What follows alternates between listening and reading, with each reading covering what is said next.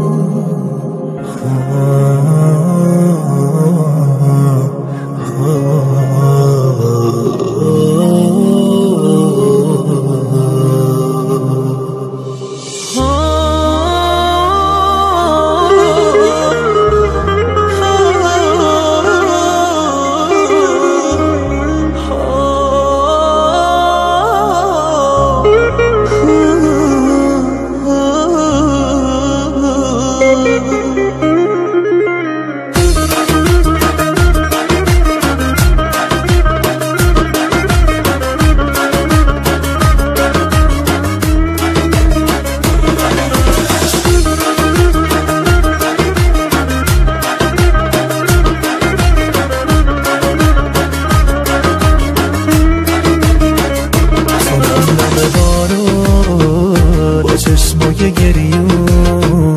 تو دور میشی یارو من میمیرم تو حلقه چشمام میلرزیدن اشکام تو میری تو رویام و من میمیرم نمیبینی تنهام دنیام چشمام به خاطر دوریت میباره نمیدونی اشکام امشب عشقم بدون تو پایون نداره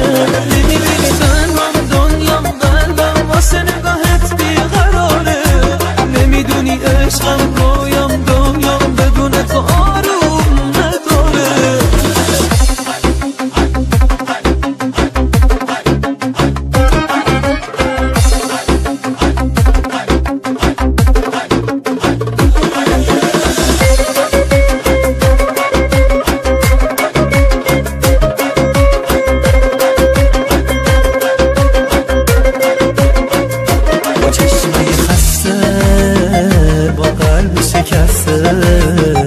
با لبهای بسته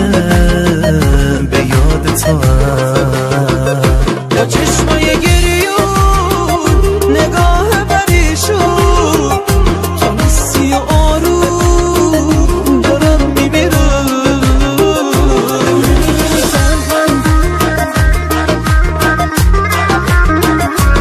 نمیدونی عشقم